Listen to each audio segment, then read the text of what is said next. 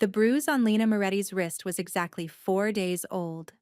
She knew because she'd been counting days since the last fight, counting hours until her shift ended, counting the money she'd saved in the envelope taped behind her bathroom mirror. $347. Not enough to disappear, but enough to hope. She adjusted the cheap bracelet that covered the purple-yellow mark and picked up the water pitcher. Table 7 needed refills. Table 12 wanted their check. And Table 5, the quiet one by the window where the man in the expensive suit sat alone, hadn't touched his wine in 20 minutes. Lena had been a server at Marcello's for 11 months. Long enough to recognize the regulars, the tourists, the businessmen closing deals over veal piccata. Long enough to know when someone was watching the room instead of enjoying their meal. The man at Table 5 had that energy. Controlled. Alert. Dangerous in a way that made her nerve endings hum with recognition.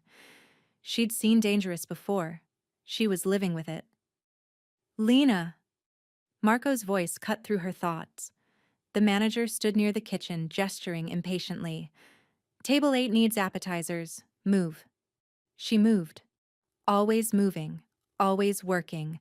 Always one step ahead of the exhaustion that wanted to pull her under.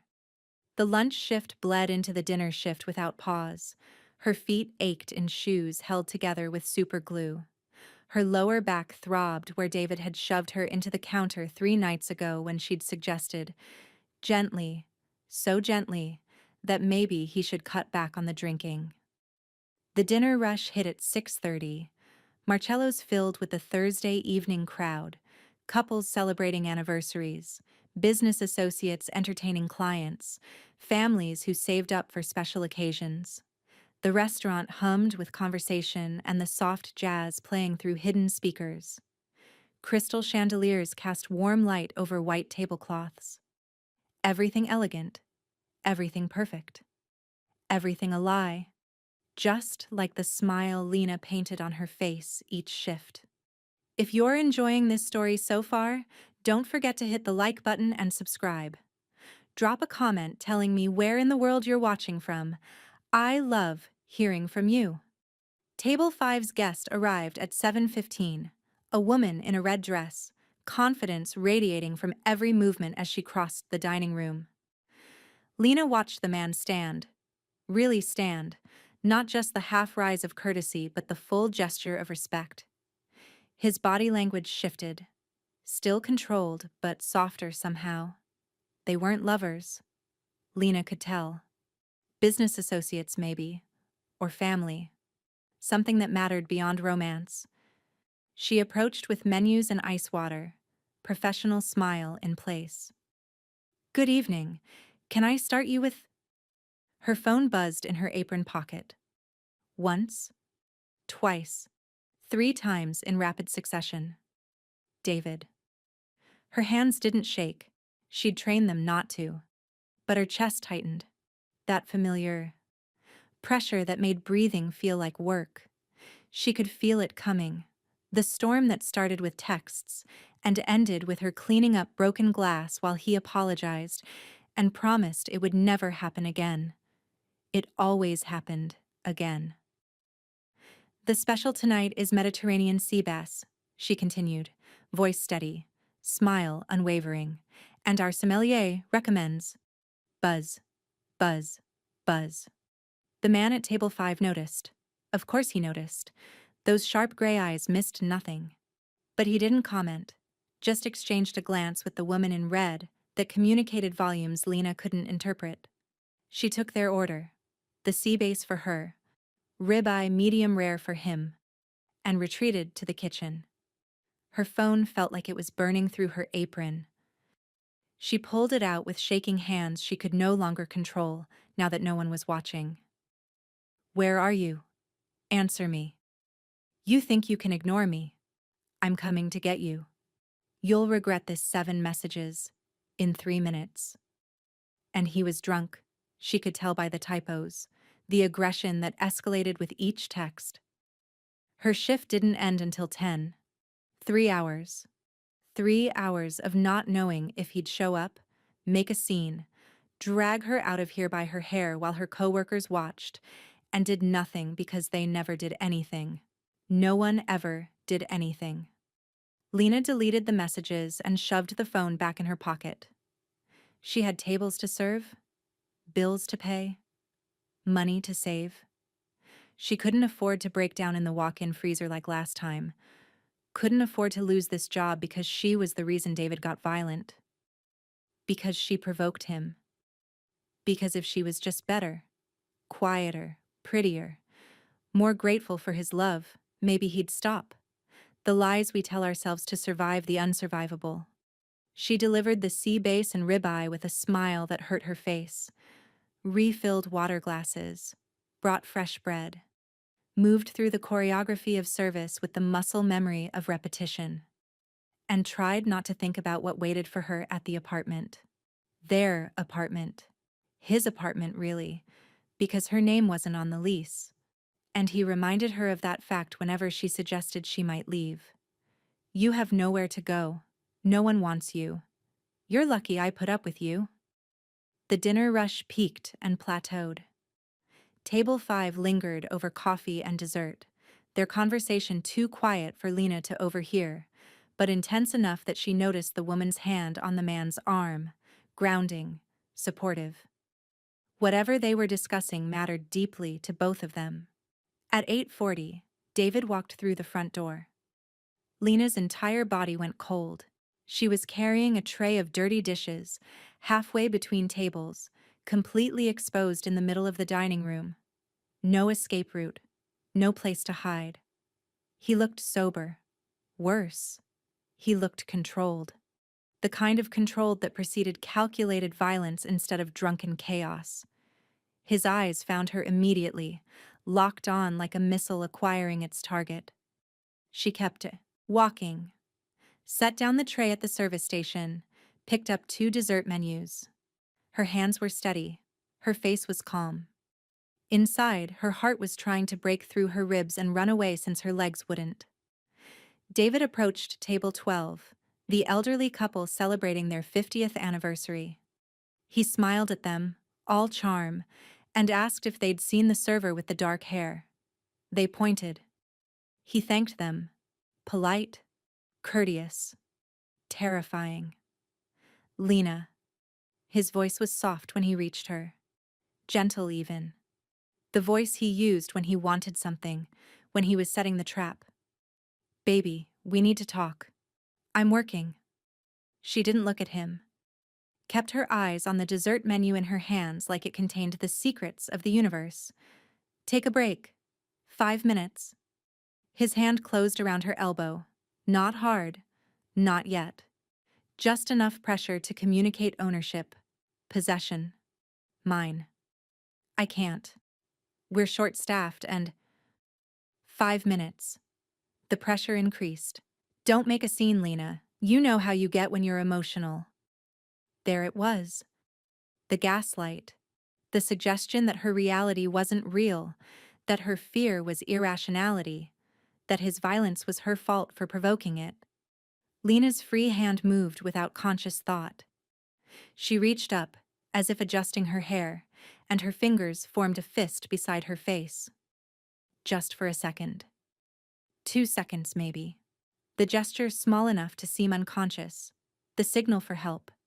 She didn't know why she did it. No one here would recognize it. No one here would care. She was alone, like always. And... The man from table 5 stood up. Not quickly, not dramatically. Just stood, with the fluid grace of someone completely comfortable in their body, and his eyes were locked on her hand. On the signal. On the recognition that sparked between them like flint striking steel. He'd seen it. He knew what it meant. And something in his expression shifted from the careful neutrality of a man enjoying dinner to something colder, sharper. Something that made the temperature in the room drop 10 degrees.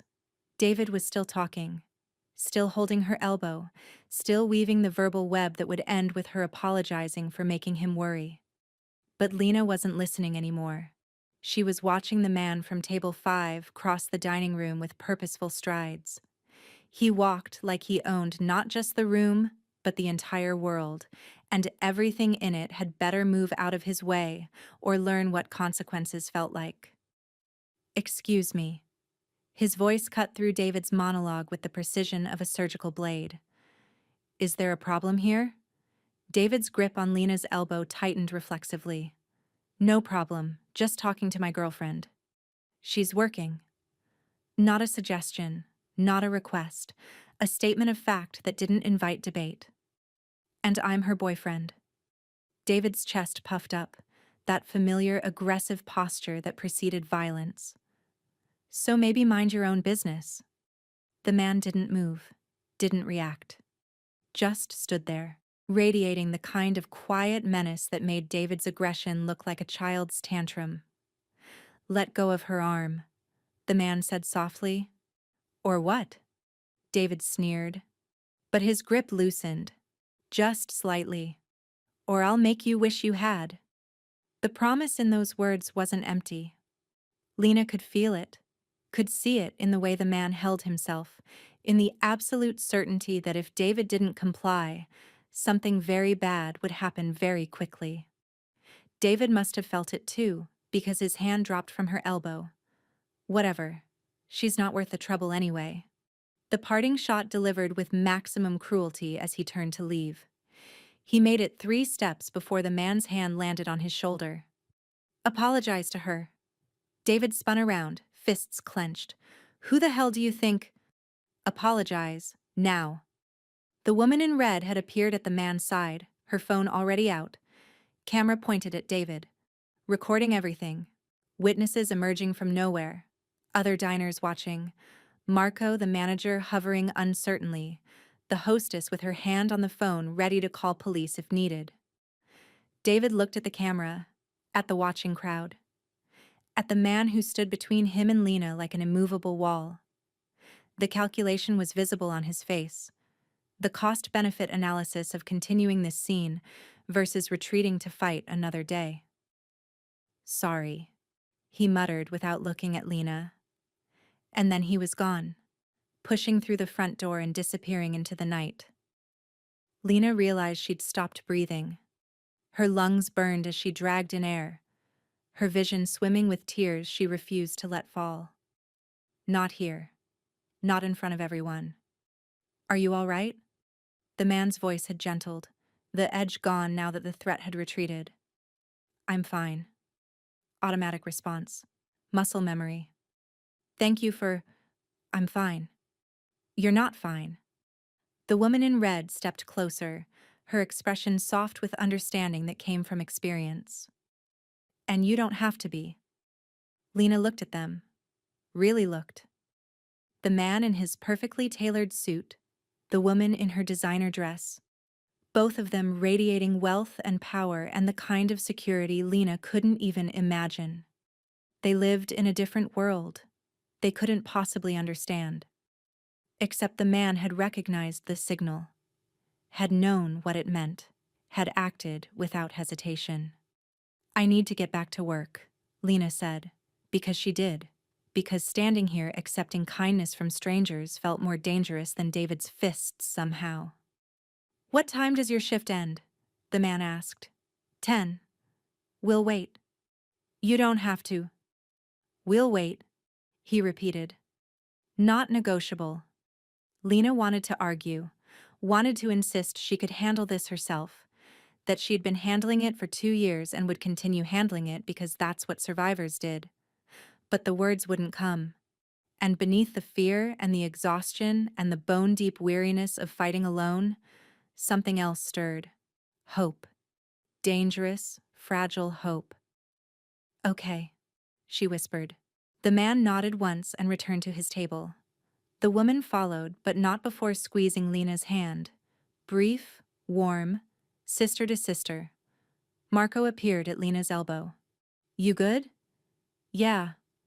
"That guy's not coming back, right?" "Right." "Good?" "Table 14 needs their check." Back to work. Back to the rhythm of service. But everything had changed, shifted on its axis. And Lena couldn't stop glancing at table 5 where the man and woman sat talking quietly, occasionally looking her way with expressions that weren't pity, but something better. Recognition. The last 2 hours of her shift passed in a blur. She served meals and cleared plates and smiled at customers, while her mind raced through possibilities and consequences. David would be waiting at the apartment. Or he'd come back here. Or he'd do something worse, something she couldn't predict, because she'd embarrassed him in public. And that was the one unforgivable sin. She couldn't go home. She had nowhere else to go. At 9:55, she clocked out and walked to the employee break room on shaking legs. Her phone was full of messages she didn't read. Her coat was still on the hook where she'd left it. $347 taped behind the bathroom mirror at an apartment she couldn't return to. She'd saved for 6 months to accumulate that much. Gone now. The back door opened and closed. Lena turned, expecting Marco telling her to hurry up. They needed the break room for the closing crew. The man from table 5 stood in the doorway. "My name is Dante Caruso," he said quietly, "and I think we need to talk." Lena's first instinct was to run. Her second was to reach for the pepper spray she didn't carry anymore because David had thrown it away 6 months ago, claiming she didn't need protection when she had him. Dante Caruso held up both hands, palms out, staying in the doorway. "I'm not here to hurt you. I'm here to help." "I don't need help." The lie tasted bitter. "I'm fine.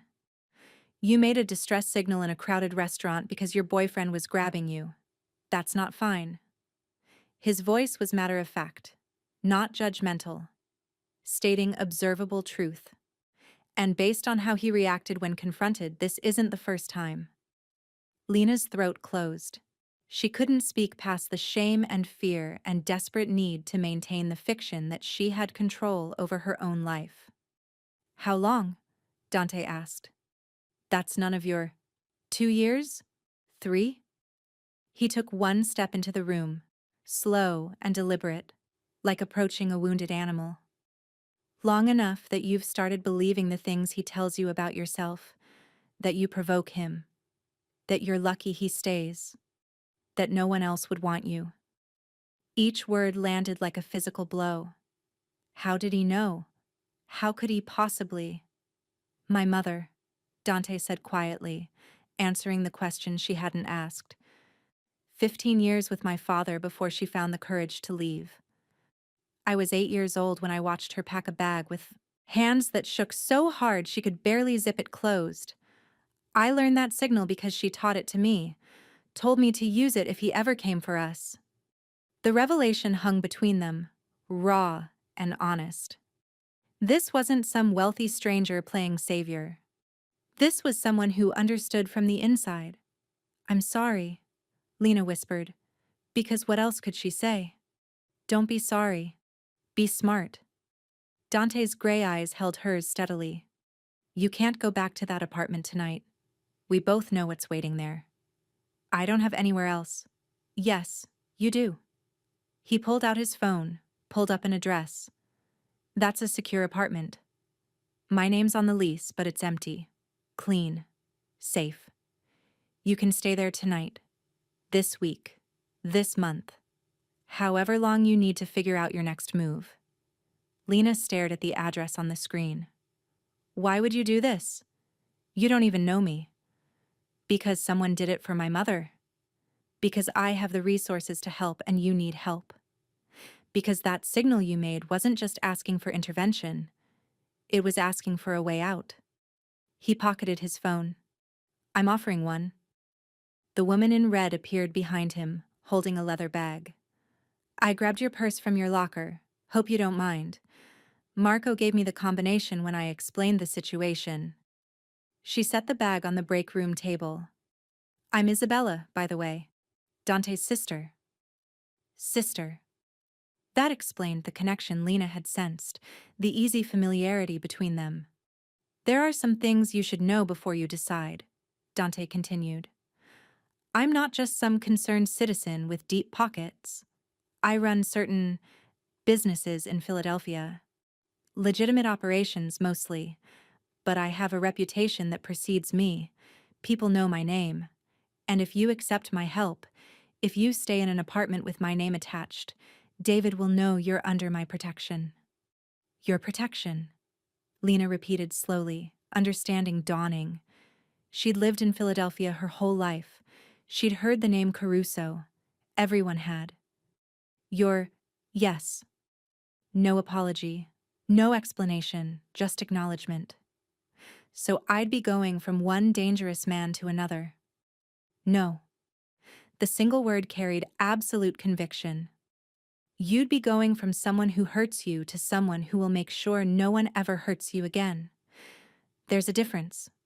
Isabella stepped forward. I know this is overwhelming. I know you have every reason not to trust anyone right now, especially not men who approach you in back rooms making promises.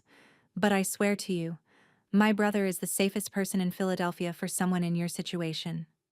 Why? Lena asked. Why do you care? Is this some kind of...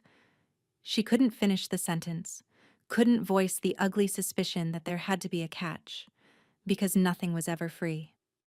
There's no transaction here, Dante said, reading her thoughts. No debt. No expectations.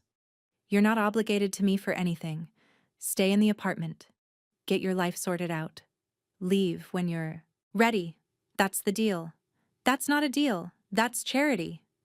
Call it what you want. He shrugged. The offer stands. Lena's phone buzzed. Then again. And again. The screen lit up with David's name, messages piling up so fast she could barely read them. Where are you? You better not be with that guy. I'll kill him. I'll kill you both. You're mine. Her hands started shaking again. The phone fell from her fingers, clattering on the linoleum floor. Isabella picked it up, glanced at the screen, and her expression hardened. Dante. He looked at the messages, and something shifted in his face. The careful neutrality disappeared, replaced by cold fury that was somehow more frightening than David's hot rage. We're leaving, he said. Now. Isabella, call Marco and tell him Lena's taking emergency leave. I'll handle the rest. I can't just leave, Lena protested weakly. I need this job. I have bills. Your bills will be handled while you're on leave. Your job will be here when you're ready to come back. But right now, we need to move before he figures out you're still in the building. Dante's voice had shifted into command mode, the voice of someone used to making decisions in crisis situations. How do you know he's... Because he's called you 37 times in the last 10 minutes, and if he's this obsessive via text, he's already circling the block or watching the employee exit. Dante moved to the small window that overlooked the back alley. Yep. Silver Honda Civic. He's sitting in it, smoking a cigarette and staring at this door. Lena's stomach dropped. He'll follow us. Let him try. Dante pulled out his phone, sent a rapid text. My driver is pulling into the loading dock on the other side of the building. We'll go through the kitchen, out the delivery entrance. By the time David realizes you didn't come through this door, we'll be 10 blocks away. It was happening so fast. Too fast. Lena felt like she was drowning, being swept away by a current she couldn't control. Hey. Isabella's hand was warm on her shoulder. Breathe.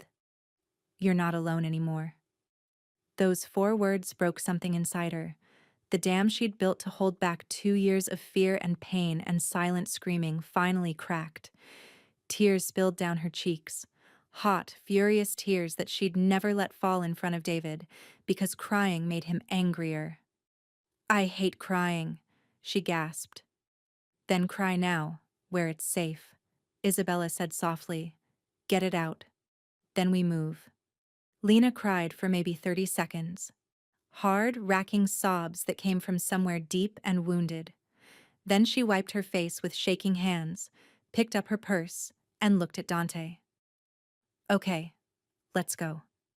They moved through Marcello's kitchen like a small military operation. Dante led. Isabella stayed close to Lena, and the kitchen staff barely glanced up from their closing duties. Either they were used to unusual exits, or Dante had made it clear this was happening without discussion. The loading dock was empty, except for a black Mercedes idling with its lights off.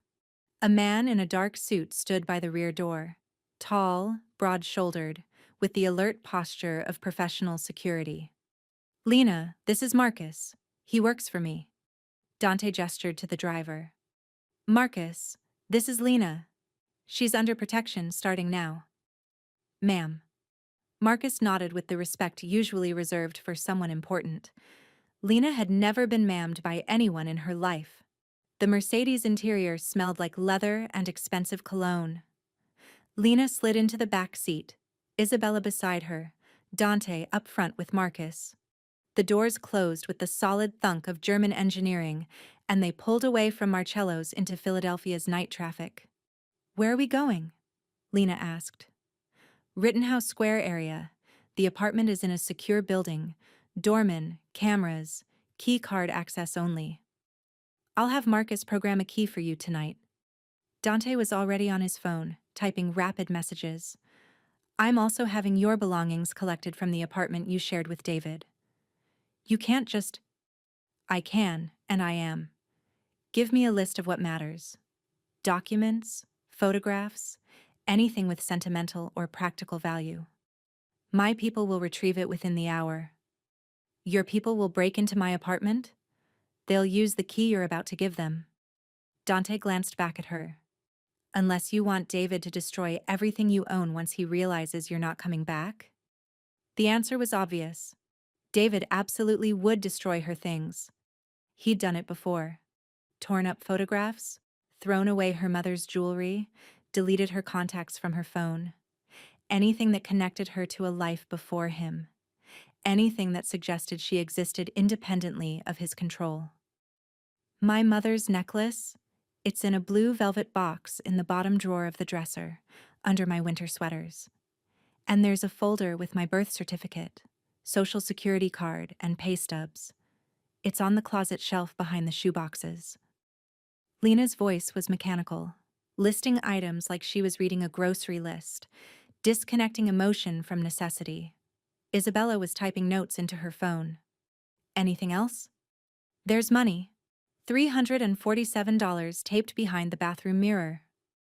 The admission felt like exposing a secret weakness. "Smart hiding place," Dante said with approval. "What else?"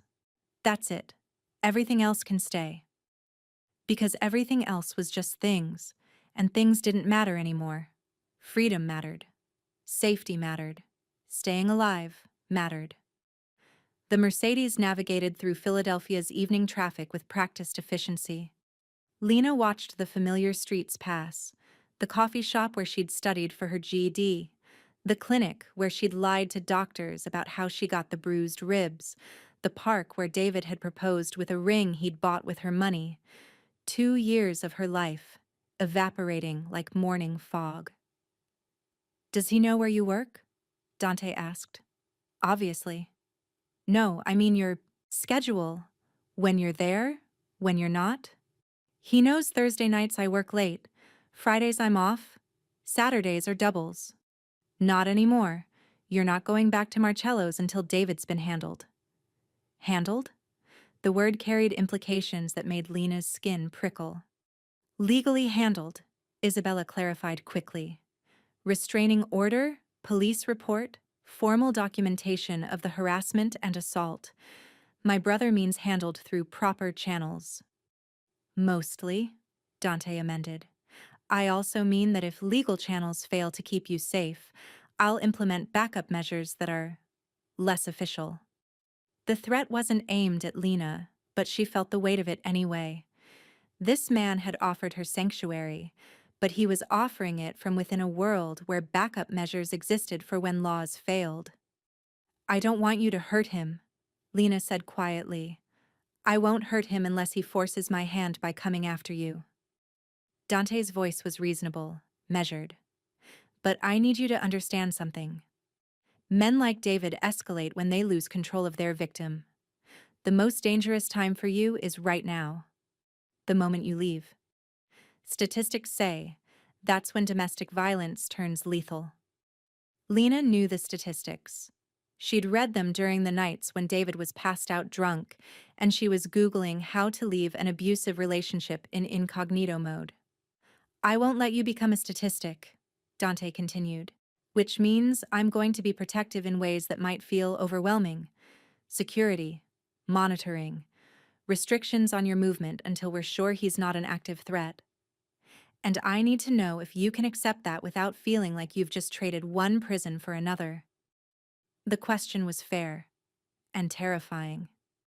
Because Lena didn't know the answer. I don't want to be afraid anymore, she said finally. If your protection stops the fear, then yes, I can accept it. The Mercedes pulled up to a modern high-rise building with a glass facade and subtle lighting that suggested expensive without screaming wealth. A doorman in a pressed uniform stood at the entrance, nodding to Dante as they entered. Evening, Mr. Caruso. James, this is Ms. Moretti. She'll be staying in the residence starting tonight. Her key card will be ready within the hour, but until then, she's cleared for access on my authority. Of course, sir. James looked at Lena with the same respect Marcus had shown. Welcome, Ms. Moretti. If you need anything, I'm on duty until 6 a.m. The lobby was all marble and modern art, the kind of space Lena had only seen in magazines. A couple in evening wear waited by the elevators, not even glancing at their small group. Rich people, she realized, didn't stare. They pretended everyone around them was equally wealthy and therefore equally unremarkable. The elevator ride to the 15th floor was silent.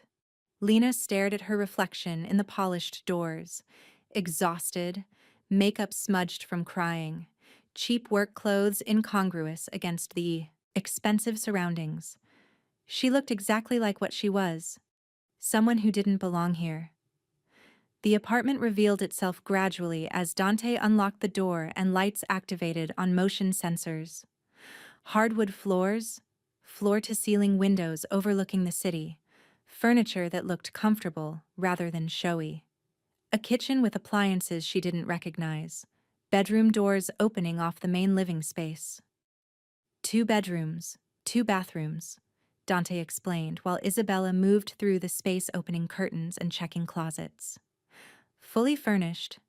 Pantries stocked with basics. There's a laptop in the bedroom if you need it. Secure network. No tracking. Lena stood in the middle of the living room, unable to process the sudden shift from employee break room to luxury apartment. This is too much. This is necessary. Dante gestured to the sofa. Sit. We need to go over some logistics. She sat, perched on the edge of the cushions like she might bolt at any moment, which felt accurate. Isabella emerged from the bedroom with blankets and pillows. I'm staying tonight. Tomorrow we'll figure out longer-term arrangements, but right now you need someone with you. You don't have to. I want to. Isabella's smile was warm. Besides, this place has been empty for months. I miss the neighborhood. Dante pulled out his phone, showing Lena a contact card. This is my direct number. You call me anytime, day or night, if you need anything or if David somehow finds you. Marcus is your driver. He'll be available 24/7 for the next 2 weeks. Isabella will help you with the practical things tomorrow. Clothes, toiletries, anything you need. I can't afford. You're not paying for any of this, Dante interrupted firmly. Consider it an interest-free loan if that makes you feel better. Pay it back someday when you're on your feet and feeling generous. Or don't. Either way, right now you focus on healing, not finances. Lena's throat was tight again.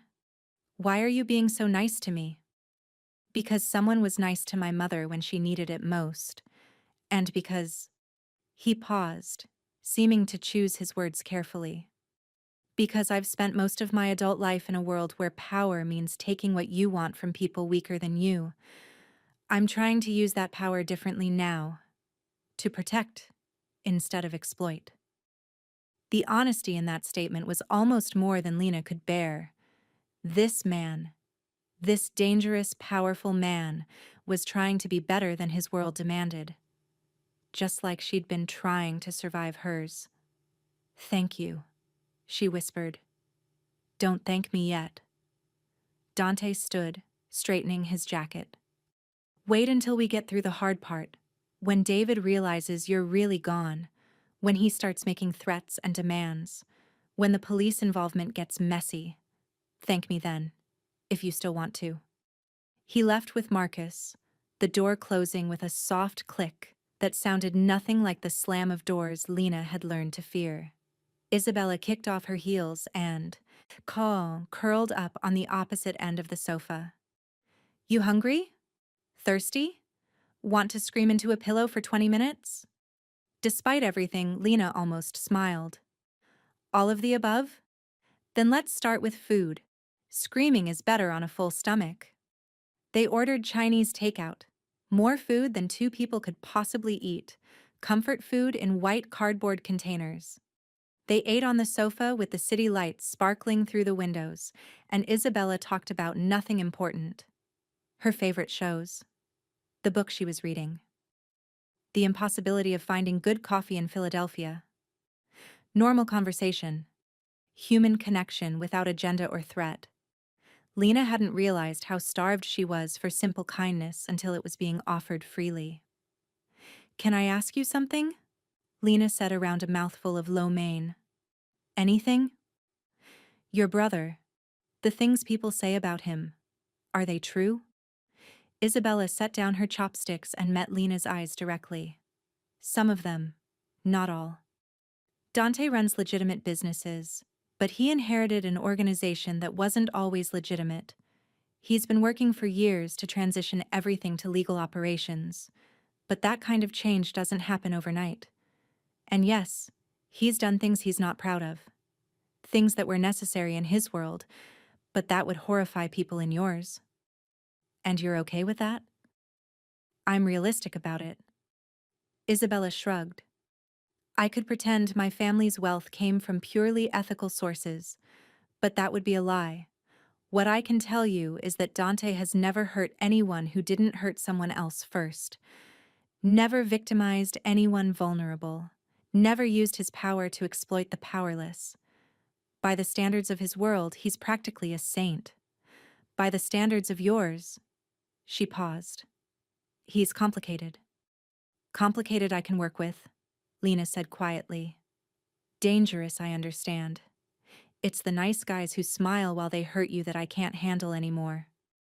Dante will never smile while hurting you. If he ever has to hurt anyone on your behalf, it'll be with the same cold efficiency he brings to everything else, and you'll know exactly why it's happening." The reassurance shouldn't have been comforting, but somehow it was. Transparency, even about violence, felt safer than David's unpredictable rages. They finished eating in comfortable silence. Then Isabella showed Lena the bedroom. King bed with hotel-quality linens, attached bathroom with a shower that had more settings than Lena knew existed, a closet already stocked with basic clothes in various sizes. "Tomorrow, we'll get you things that actually fit and match your style," Isabella promised. "Tonight, just rest. The door locks from the inside. I'll be on the couch. And James the doorman has strict instructions not to let anyone up without your explicit permission." Lena stood in the doorway of this beautiful bedroom, in this beautiful apartment, and felt the weight of 2 years finally lifting from her shoulders. "Isabella?" "Yeah? Thank you for staying. I don't think I could handle being alone tonight." "You're not alone anymore," Isabella said simply. "Get some sleep. Tomorrow we start building your new life." Lena closed the bedroom door, locked it, and leaned against the solid wood for a long moment. Her phone was still in her purse, buzzing occasionally with messages she wouldn't read. David was out there somewhere, furious and hunting. The future was uncertain and terrifying, but tonight, she was safe. Tonight, she could sleep without fear. And sometimes, survival started with a single night of peace. If you're hooked on this story, Make sure to subscribe and turn on notifications so you never miss an upload. Your support means everything and helps me bring you more emotional stories like this one. Lena woke to unfamiliar silence. No traffic noise from the street. No neighbors fighting through thin walls. No David's heavy breathing beside her, the sound that meant he was either asleep or pretending to be while he waited for her to do something wrong. Just silence, and morning light filtering through expensive curtains. For 3 perfect seconds, she forgot where she was. Then memory returned. The restaurant, Dante Caruso, the escape through the loading dock, this apartment that was somehow hers now. Her phone showed 9:47 a.m. and 63 unread messages. She deleted them all without reading a single one. The bedroom door was still locked from the inside exactly as she'd left it. The small confirmation of her own agency, her own safety, brought tears to her eyes again. Happy tears this time. Or maybe just relieved tears. She unlocked the door and emerged to find Isabella in the kitchen, coffee brewing, pastries from some expensive bakery arranged on a plate. "Morning, you sleep okay?" "Better than I have in 2 years," Lena admitted. "Good. That's going to change today, though. We have a lot to handle and not all of it will be pleasant." Isabella poured 2 cups of coffee. "Dante wants you to meet with his attorney this afternoon to file the restraining order. And there's a detective who specializes in domestic violence cases. He's willing to take your statement whenever you're ready." The practical necessities of escape, documentation, legal protection, the machinery of justice that moved too slowly to save most women, but might save her if they moved fast enough. "Okay." Lena wrapped her hands around the coffee mug, grounding herself in the warmth. "What else?" "Dante's people retrieved your things from the apartment last night. Everything you asked for, plus some extras they thought you might need." Isabella gestured toward several bags near the door. "And David knows you're gone. He showed up at the apartment at 3 a.m. demanding to know where his girlfriend was. Neighbor called the police. They issued him a warning for disturbance." "Did he hurt anyone?" "No. But Lena..." Isabella's expression was serious. "He's not going to stop. Not without consequences he can't ignore." "I know. Do you?" "Because Dante is preparing for escalation. Security measures that might feel extreme. Restrictions on where you can go and who you can see until we're sure David isn't an immediate threat." "I understand." "Do you understand that David already filed a missing persons report? Told the police you left with a strange man and he's worried for your safety?" Lena's stomach dropped. "What?" "He's trying to use law enforcement to find you, claiming you're in danger, that you were coerced, that he's the concerned boyfriend looking for his mentally unstable girlfriend who stopped taking her medication." Isabella's voice was flat with disgust. "It's a standard abuser tactic. Turn himself into the victim and you into the crisis." "I'm not mentally unstable," Lena said automatically, then stopped. "Except that's exactly what he told me I was. For 2 years. And I almost believed him." "The police aren't buying it. Dante's attorney already spoke to them, explained the actual situation, showed them the video Isabella took at the restaurant last night. But David is escalating faster than we anticipated."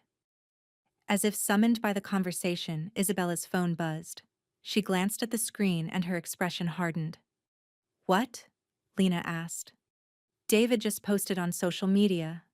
A photo of you, a plea for anyone who's seen you to contact him, a whole sob story about how his beloved girlfriend is missing and he fears she's been kidnapped by..." Isabella showed Lena the phone. The Facebook post was masterfully crafted. David, looking concerned and disheveled, holding a photo of Lena at her happiest, the picture from their first month together, before everything turned dark. The caption was a weapon disguised as worry. "Missing. Lena Moretti, last seen at Marcello's restaurant 11/9. Approached by unknown man, left with him under unclear circumstances." Lena struggles with anxiety and depression, maybe disoriented or confused. If you've seen her, please call me immediately. I just want to know she's safe. I love you, baby. Please come home. Below the post, hundreds of shares, dozens of comments from concerned strangers, offers to help search, speculation about whether she'd been trafficked or worse. Lena felt sick. He's making me look like a victim of kidnapping. Worse, he's making himself look like a devoted boyfriend and anyone who helps you look like an accomplice to your imagined abduction. Isabella was already typing. I'm calling Dante. We need to get ahead of this. Dante arrived within 20 minutes, Marcus driving the Mercedes right up to the building's private entrance. He walked into the apartment radiating controlled fury, the kind that made Lena instinctively step back, even though she knew he wasn't angry at her. Show me the post, he said, without preamble. Isabella handed over her phone. Dante read it once, then again, his jaw tightening with each word. He's smart, I'll give him that. Dante pulled out his own phone, already dialing. But he's not smarter than my legal team. The conversation was brief and surgical. Instructions delivered with absolute authority.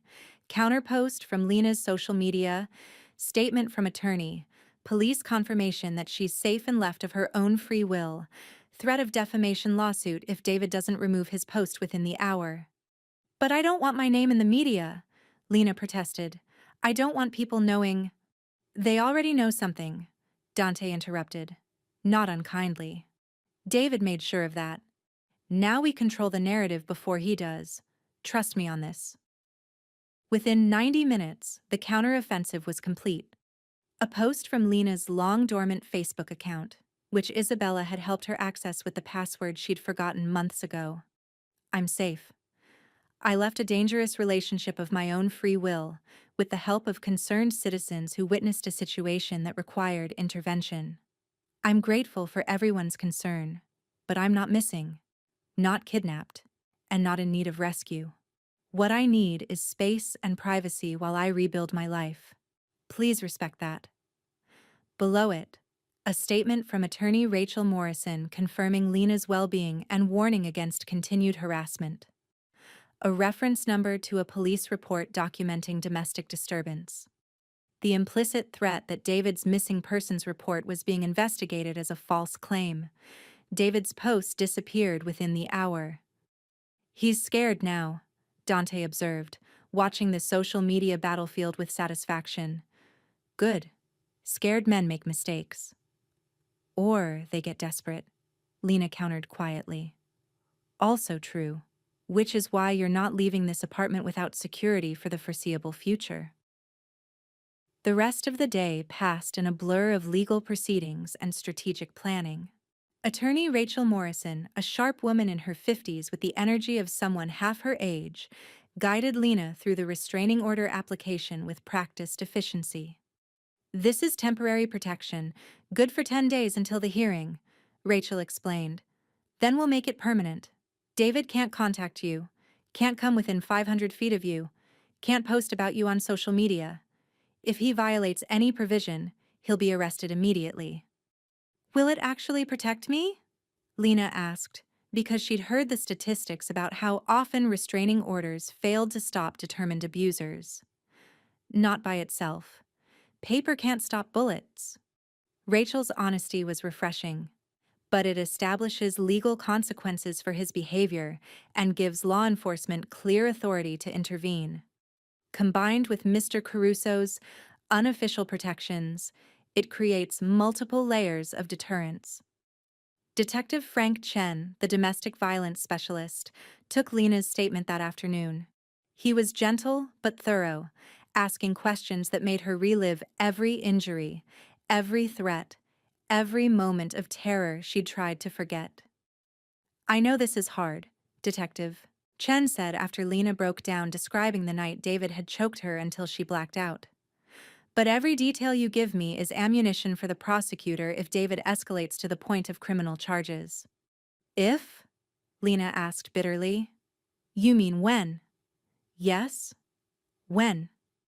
Detective Chen closed his notebook. I've been doing this job for 16 years. I can tell you with absolute certainty that David won't just accept that you've left. Men like him never do. They escalate, they violate the restraining order, and they do something stupid enough to get arrested.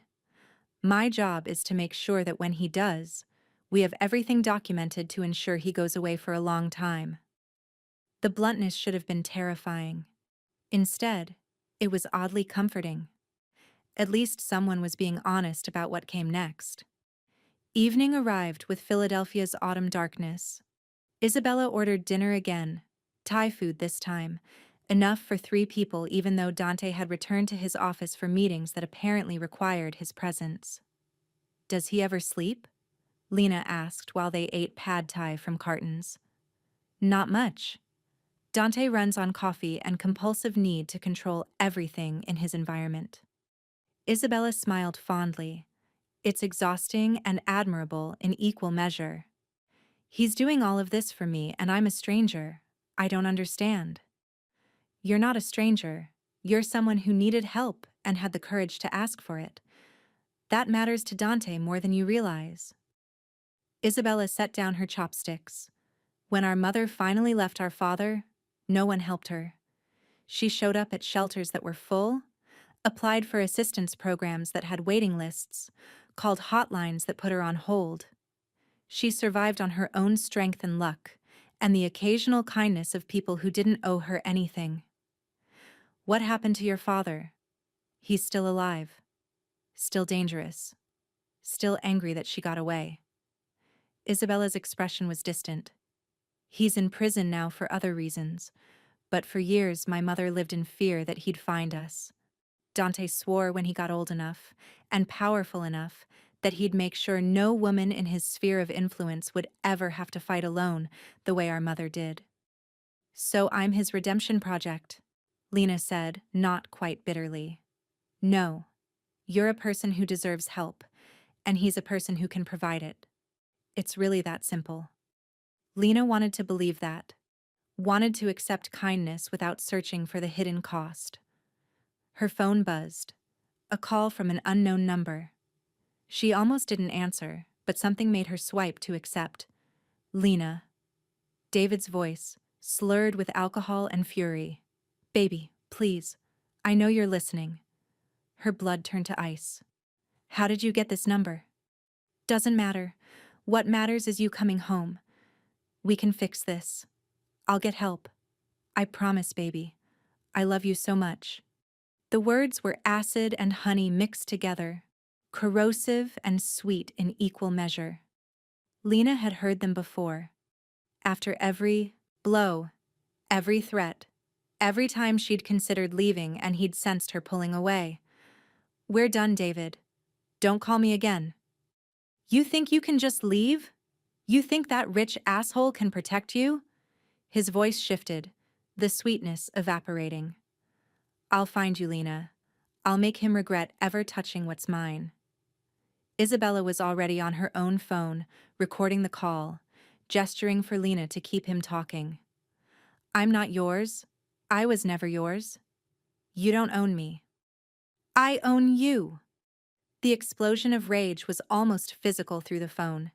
You're nothing without me. The line went dead. Lena stared at her phone, hands shaking so badly she nearly dropped it. That was good, Isabella said firmly. You stayed calm, you set boundaries, and we got it recorded. Detective Chen will love this. He's going to kill me. No, he's not. Isabella's hands were warm on Lena's shoulders. Because Dante won't let that happen. Neither will I. Neither will the entire system we're building around you to keep you safe. Lena wanted to believe her, but she'd heard David's voice, the unhinged fury that meant he was past rational thought and into the zone where consequences didn't matter anymore. The door to the apartment opened and Dante walked in, Marcus behind him. Both men radiated tension, the kind that came from action rather than planning. David just tried to access the building, Dante said without preamble. James stopped him at the desk, called security, and David left before police arrived. But Lena, he knows you're here. The safety of the last 24 hours evaporated like morning mist. How? Lena whispered. We're still figuring that out. But he's escalating faster than we anticipated, which means we accelerate our response. Dante's eyes held hers, steady and certain. Pack a bag. You're coming with me to a location David can't possibly know about. Where? My home, where security isn't just a doorman and cameras, but people who are trained to handle threats like David. He glanced at Isabella. You too. Until this is resolved, neither of you are safe in predictable locations. This was happening too fast. Lena felt like she was drowning again, being swept along by currents she couldn't control. Hey. Dante's voice was gentler now. I know this feels like losing control again, but this is different. You're choosing to accept protection rather than having isolation forced on you. You can say no. You can walk away. But if you stay, I promise you, David will not touch you again. Lena looked at Isabella, who nodded encouragingly. Looked at Marcus, who stood ready to defend her from threats she couldn't fight alone. Looked at Dante, whose gray eyes held absolute conviction that he could deliver on his promise. Okay, she said finally. Let's go. They left through the building's service entrance, moved through Philadelphia's night in Marcus's Mercedes with 2 additional security vehicles creating a convoy. Lena watched the city pass and wondered if she'd ever feel safe enough to walk its streets alone again, or if David had taken that from her too, along with everything else. Dante Caruso's home wasn't what Lena expected. No mansion with gates and guards. Instead, a restored brownstone in Society Hill, elegant but understated, the kind of place that whispered old money rather than screaming new wealth. The exterior looked like any other historic Philadelphia residence. The interior told a different story. Security cameras disguised as light fixtures, reinforced doors that looked decorative but could withstand battering rams, windows with bulletproof glass so clear you'd never know it wasn't ordinary. Every detail designed to protect while maintaining the illusion of normalcy. Welcome to the safest place in Philadelphia, Isabella said as they entered through a side door that required 3 different security checks. Dante's had this place fortified for years. It's where he brings people who need serious protection. How many people has he brought here? Lena asked. Before you? Just our mother. The night she finally left our father for good.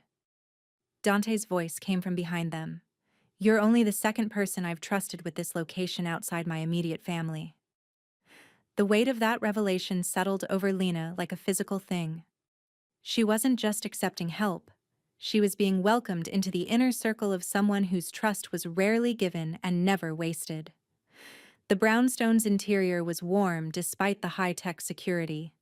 Exposed brick walls, comfortable furniture that looked lived in rather than staged, bookshelves crammed with actual books instead of designer accessories, a kitchen that smelled like someone cooked real meals rather than just ordered takeout. Your room is upstairs, 2nd door on the right, Dante said, gesturing toward the staircase. Isabella's across the hall.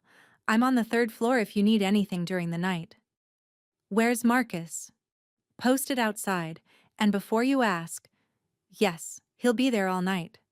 Rotating shifts with 2 other members of my security team. No one gets within 50 feet of this building without us knowing. The casual efficiency with which Dante orchestrated protection would have been frightening if Lena hadn't been so desperately grateful for it. This was what safety looked like when you had the resources to build it properly. Not just locks and cameras, but human beings trained to stop threats before they materialized.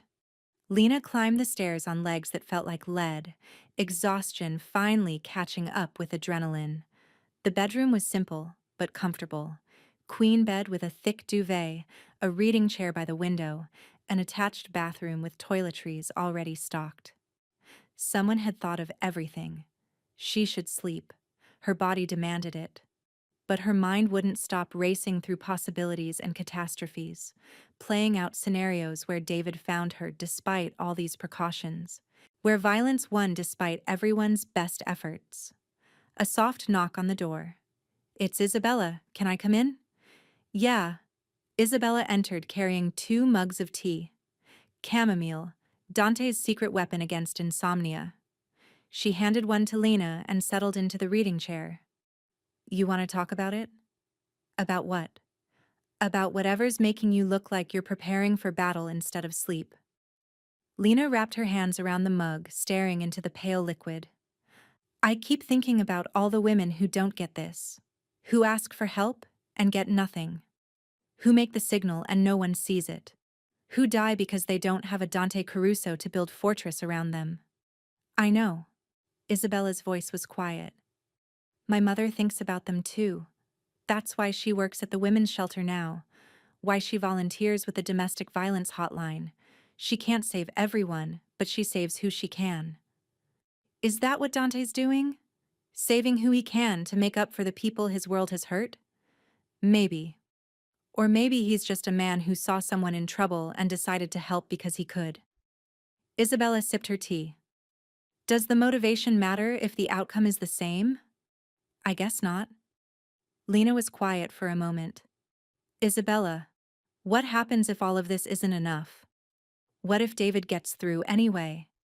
Then Dante will do what he does best, eliminate threats to the people he's sworn to protect." Isabella's tone was matter of fact. "I know that sounds harsh.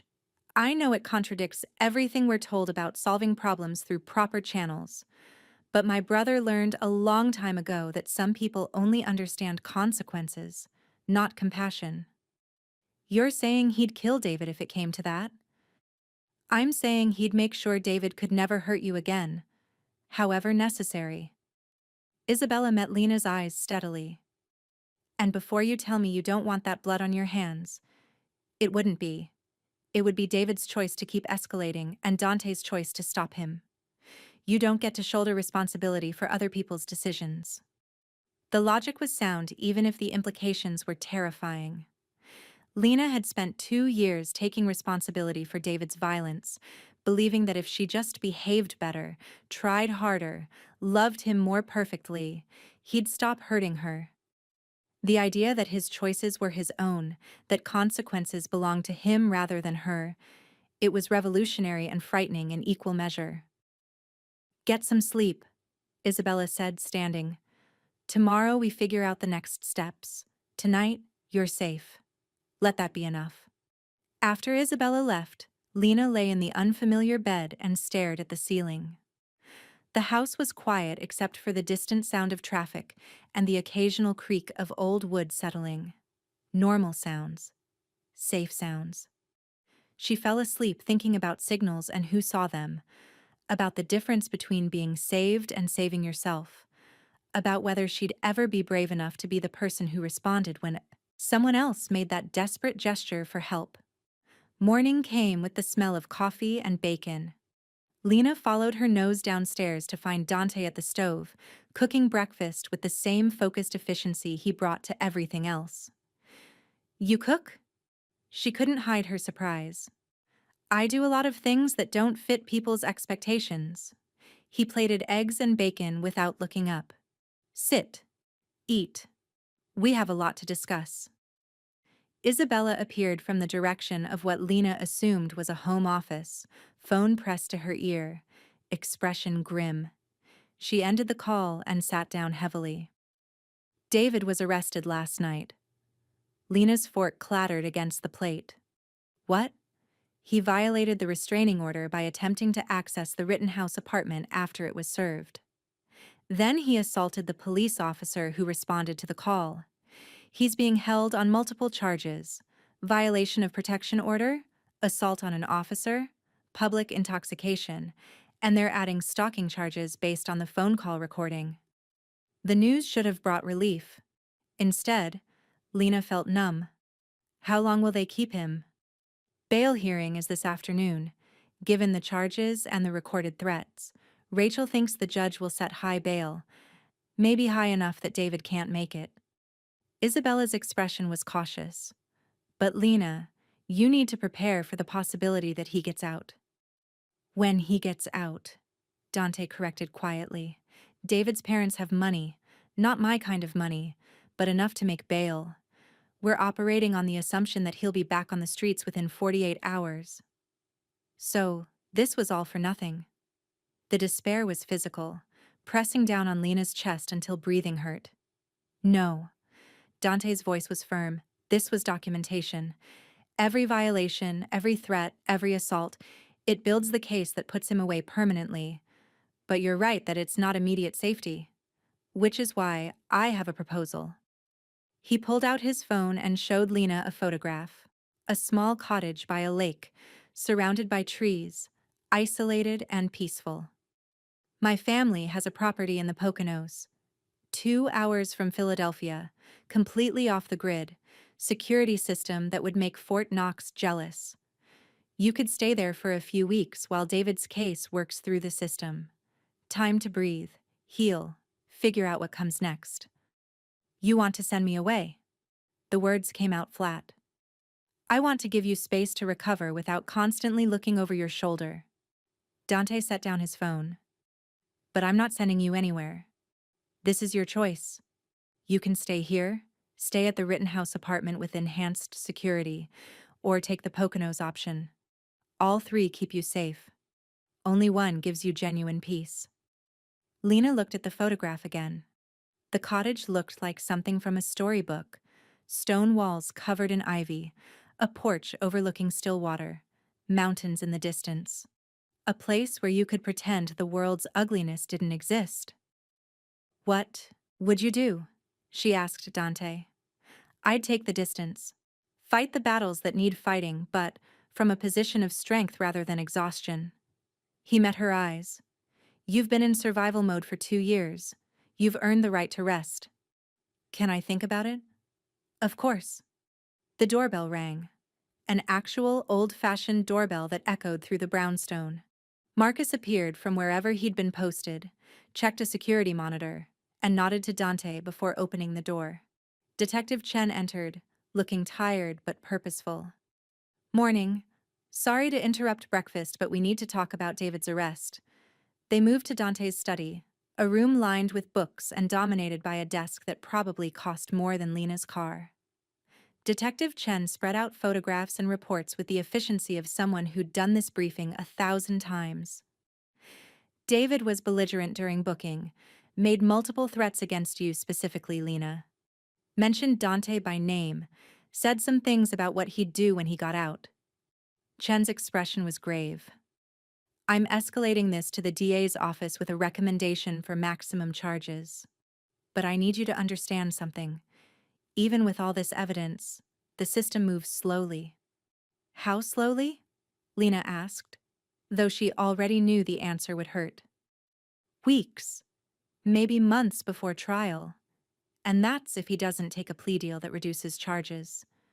Chen leaned forward. I'm not trying to scare you. I'm trying to prepare you for reality. David is dangerous, documented dangerous. But he still has rights. And those rights mean he'll probably be back on the street soon. Which is why I'm recommending she take distance, Dante interjected. Let David focus his rage on me while Lena gets clear of the blast radius. That's not a bad strategy, Chen agreed. Though it does put you in his crosshairs. I've had worse aim pointed at me. Dante's tone suggested this was simple fact rather than bravado. After Detective Chen left, Lena sat in the study's leather chair and felt the weight of decision pressing down. Stay and fight, or retreat and heal? Stand her ground, or accept that sometimes survival meant strategic withdrawal? I'll go, she said finally, to the Poconos, but I'm not running away. You're making a tactical retreat, Dante corrected. There's a difference. Is there? Yes. Running is driven by fear. Retreating is driven by strategy. You're choosing safety so you can fight from a stronger position later. He pulled out his phone again, already making arrangements. Isabella will go with you. Marcus will drive you up this afternoon. The cottage is stocked with everything you need. Plus, there's a secure line to reach me anytime. You're not coming? I need to stay here. David's rage is going to need a target, and better it's me than you. Dante's expression was calm. I can handle an angry ex-boyfriend. I've handled worse. The casual confidence should have been reassuring. Instead, it made Lena's chest tight with guilt. I don't want you hurt because of me. I won't be. And Lena, he waited until she met his eyes. Stop taking responsibility for David's choices. His violence belongs to him. Your survival belongs to you. Keep those separate. The same thing Isabella had said. The same truth Lena had been running from for 2 years. They left that afternoon. Lena, Isabella, and Marcus in the Mercedes, with another security vehicle following at a discreet distance. Philadelphia disappeared in the rearview mirror, replaced gradually by highways and then country roads, autumn trees blazing with color against gray November sky. The cottage exceeded the photograph's promise. Nestled between mountains and water, surrounded by forest that glowed gold and red, it looked like the kind of place where healing happened naturally, where trauma couldn't follow, because beauty wouldn't allow it. Dante bought this place after our mother finally got free, Isabella explained while helping Lena unpack. She spent 3 months here, barely speaking, just walking by the lake and watching the seasons change. Said it was the first time in 20 years she'd been able to hear her own thoughts without fear. And now he's lending it to me. He's giving you what our mother needed and barely had, time and space to remember who you are underneath the survival mechanisms. That night, Lena sat on the cottage porch wrapped in a blanket, watching the lake reflect stars she'd forgotten existed in Philadelphia's light pollution. The silence was profound. No traffic, no sirens, no sounds of anger through thin walls. Just peace. Her phone buzzed. A text from Dante. Status check. You settling in okay? Yes. It's beautiful here. Good. Stay as long as you need. No pressure to rush back. Thank you. For everything. You're welcome. And Lena, you're stronger than you know. Trust that. She wanted to believe him, wanted to trust that the strength she'd used to survive could be redirected toward thriving. But strength felt like such a foreign concept after years of being told she was weak, broken, too damaged to function without David's love to hold her together. The days at the cottage blurred into a routine that felt nothing like the exhausting cycles of her old life. Morning walks by the lake. Afternoons reading books she'd been too tired to focus on before. Evenings cooking real meals in a kitchen where no one would criticize her choices or throw plates when dinner wasn't perfect. Isabella gave her space, but stayed present, striking that perfect balance between support and independence. They talked sometimes about Isabella's work with her family's legitimate business operations, about her own experience growing up in the shadow of their father's violence, about the complex navigation of loving people who existed in moral gray zones. Do you ever wish Dante was different? Lena asked one evening while they cooked together. That he'd chosen a completely normal life instead of the world he operates in? Sometimes, Isabella admitted. But then I remember that his world gave him the resources to help our mother, to help you, to help the dozens of other people he's quietly protected over the years. Would a normal accountant or lawyer have had the power to do what Dante does? Probably not. So I accept the complications because they enable the good. It's not perfect, but nothing is. 3 days into their stay, Dante called with news. David made bail, posted by his parents this morning. His voice was controlled, but Lena could hear the tension underneath. He's required to stay 500 feet from you. Can't leave the state, has to wear an ankle monitor. But he's out. Lena's hands went cold despite the cottage's warmth. Has he tried anything? Not yet, but he drove past my brownstone twice yesterday before police pulled him over and reminded him about the restraining order terms. A pause. Lena, I need you to stay exactly where you are. Don't post on social media. Don't tell anyone your location. Don't deviate from the security protocols we established. For how long? Until his preliminary hearing next week. The DA thinks they can get him remanded back to custody based on the harassment pattern, but we need to keep you safe until then. After the call ended, Lena sat on the porch and watched the lake. The peace she'd found here suddenly felt fragile, like David's rage could reach across the distance and shatter it. That night she dreamed about the restaurant, the signal, Dante's eyes meeting hers across the dining room, the moment everything changed. In the dream, no one saw her. No one came. And David's hands closed around her throat, while other diners looked away, pretending not to notice because acknowledging violence would ruin their expensive meals. She woke gasping, Isabella already at her door. Nightmare? How did you know? Because I've had them too. Different specifics, same fear. Isabella sat on the edge of the bed. Want to talk about it? I dreamed no one saw my signal, that I was alone and he killed me while people ate pasta and pretended everything was fine. But that's not what happened. Someone did see. Someone did help. Isabella's voice was firm. You asked for help and got it. That's not luck, Lena. That's courage meeting readiness. What if I'm never brave enough to be the person who sees the signal? What if I only know how to be the one who needs saving? Then you start by saving yourself. Every day you choose to stay gone instead of going back to David, that's saving yourself. Every time you believe you deserve better, that's saving yourself. Courage isn't one dramatic gesture. It's 1,000 small choices that add up to freedom. The preliminary hearing came on a gray Wednesday morning. Lena watched via video conference from the cottage, Dante's attorney Rachel connecting her securely to the courtroom proceedings. David looked different on screen, thinner, harder, with the desperate energy of someone losing control of their narrative. His attorney argued for reduced bail, for loosened restrictions, for consideration of his clean record prior to these incidents. The prosecutor demolished him. Evidence presented, the recorded threats, the police reports, the restraining order violations, the pattern of escalating violence documented over 2 years through medical records Lena had finally allowed to be subpoenaed. Photographs of bruises, statements from neighbors who'd heard fights through walls, testimony from the police officer David had assaulted. The judge's expression grew colder with each revelation. Mr. Brennan, you've demonstrated clear and consistent danger to Ms. Moretti and flagrant disregard for court orders designed to protect her. The judge's voice was steel. Bail is revoked. You'll remain in custody pending trial, and I'm recommending the DA pursue maximum charges. The gavel fell.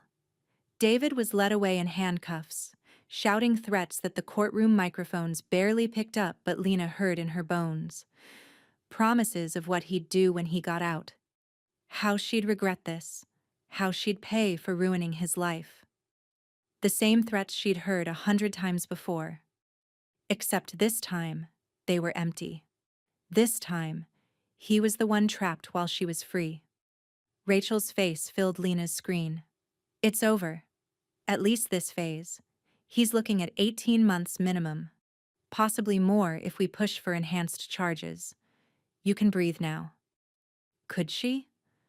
Lena wasn't sure. Freedom felt too new, too fragile, like something that could be snatched away if she trusted it too much. That evening, Dante drove up to the cottage himself. Lena heard the car and went outside to find him standing by the lake, hands in his pockets, looking out at the water. You came all this way to tell me in person? She asked. I came because I wanted to see you. Make sure you're actually okay instead of just saying you are. He glanced at her. How are you feeling? I don't know. Free, I think. But also terrified that this isn't real, that I'll wake up and still be trapped in that apartment listening to him apologize through the bathroom door I've locked between us. It's real. David's in jail. You're safe. And you have choices now. Real choices about what comes next. Dante turned to face her fully. What do you want, Lena? Not what you think you should want. Not what's practical or safe. What do you actually want? No one had asked her that in years. Maybe no one ever had. I want to figure out who I am without fear, she said slowly. I want to go back to school, finish my degree. I want to work somewhere that doesn't remind me of that night. I want to help other women like me who are trapped and scared and don't know how to ask for help. Then do it. All of it. Dante's voice was certain. The foundation Isabella runs has a scholarship program. Take advantage of it. The women's shelter our mother works with is always looking for volunteers who understand what their clients are experiencing. And as for work, I own 3 restaurants in Philadelphia that aren't Marcello's. Any of them would be lucky to have you if you want to stay in the industry. Why do you keep helping me? Because you helped yourself first. You made the signal. You accepted intervention. You've done the hard work of leaving and staying gone. I'm just providing resources. You're the one doing the actual saving. They stood by the lake as darkness fell and the stars emerged, talking about futures that felt possible now. Lena told him about her dream of becoming a social worker, helping women navigate the systems that had nearly failed her. Dante talked about his own plans to expand legitimate operations, to fully transition away from the shadows he'd been born into. I see myself in you sometimes, he admitted. Someone trying to become better than the circumstances that shape them, fighting to prove that survival doesn't have to define your whole story. You're better than you think you are, Lena said quietly. So are you. The moment stretched between them, charged with something more than gratitude but less than romance. Recognition, maybe. 2 people who'd both been trapped by different circumstances, finding unexpected alliance in shared determination to be more than their scars. I should get back to the city, Dante said finally. But Lena, this cottage is yours as long as you want it. Stay through the holidays if you need to.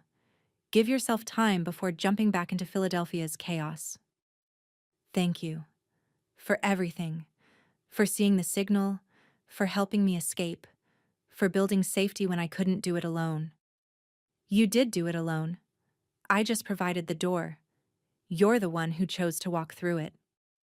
3 months later, Lena stood in front of a classroom at the women's shelter, teaching other survivors about the signal for help.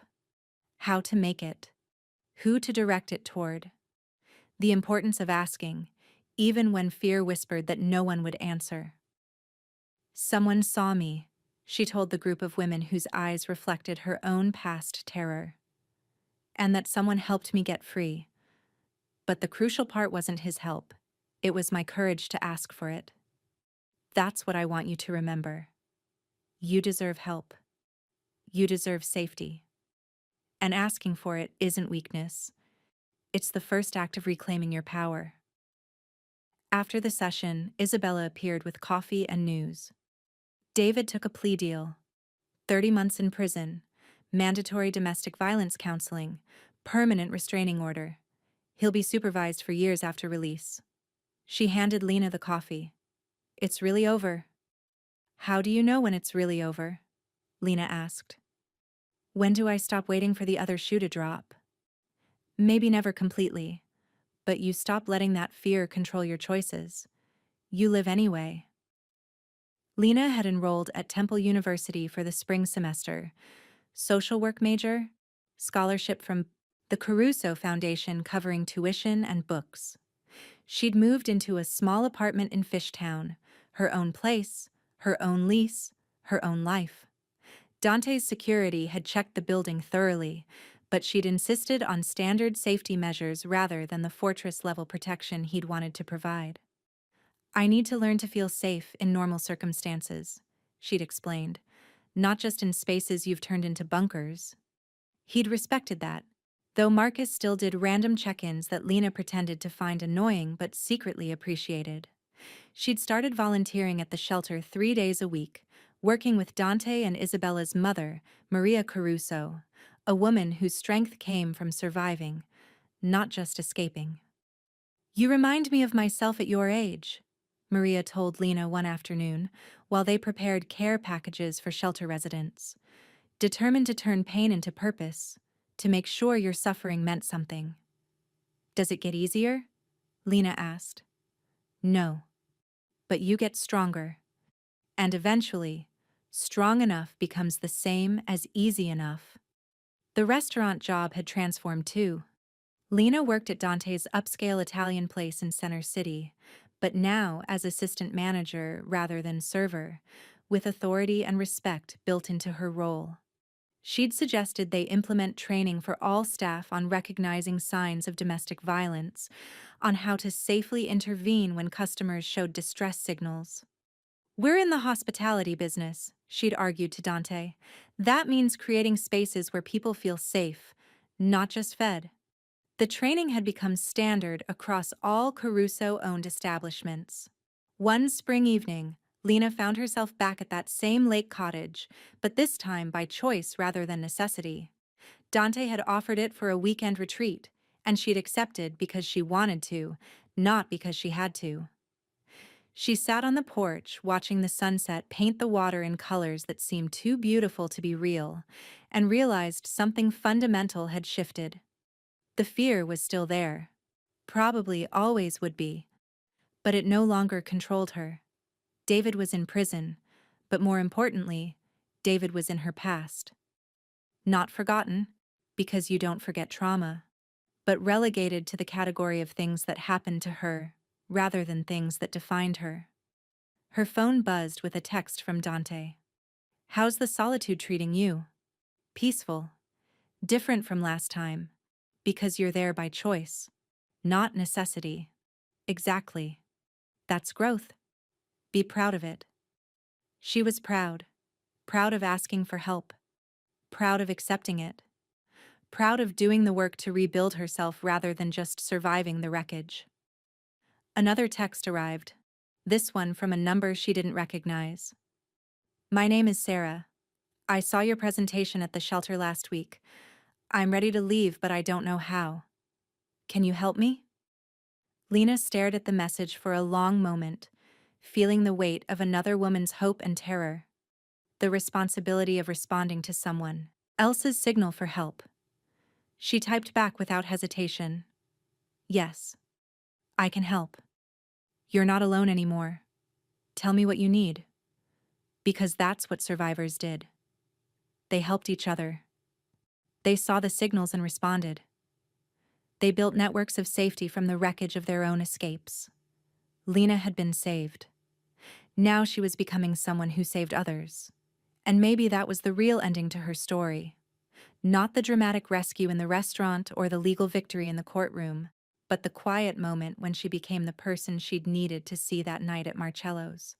Someone who noticed, someone who cared, someone who acted. The lake reflected stars she could finally see clearly, no longer clouded by fear or shame. And Lena Moretti, survivor and helper and work in progress, smiled at the sky and whispered a promise to herself and to every woman who'd ever needed rescue.